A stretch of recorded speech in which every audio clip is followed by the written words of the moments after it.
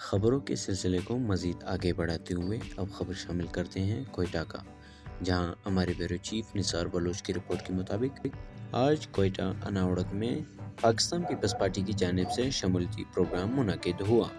ज़ेर सदारत हाजी शरीफ खान तोक़ी की जानिब से हुआ, जबकि अनावड़क का मुख्तलिफ अरकान ने शमूलियत का ऐलान किया।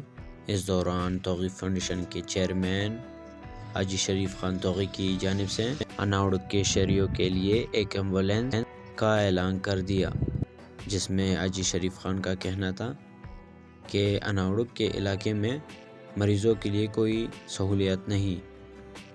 मज़ीद जानते हैं इस रिपोर्ट में।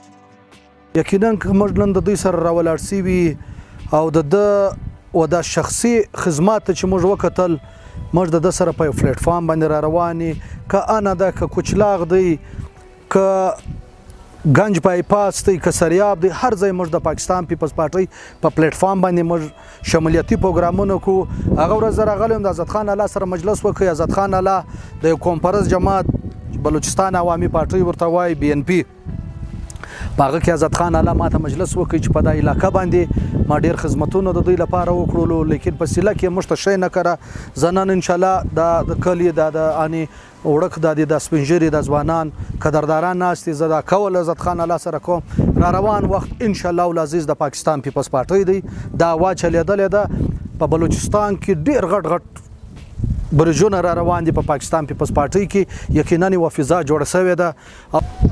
د نوړک قومي مشران، توریالي او بهادره ځوانان، ملک آزاد خان لالا، خدایداد خان کاکړ صاحب او د دوی د کلي ټولو ځوانانو ته، سپینږیرو ته په پاکستان پیپلز پارټي کې په شمولیت کولو باندې د زړه د کومې هرکلی او ښه راغلاست وایم.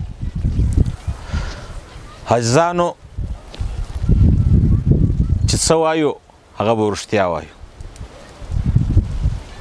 اول پړاو مې دی په نوړک کې، اول قدم مې ایښی دی. یقینا څنګه مو باور کیږي، زه به ستاسو څه پوښتنه وکړم چې موږ بار بار دوکه سوي یو. ستاسو زه غوښتنه کوم چې ستاسو باور څنګه کیږي. هر سړي ته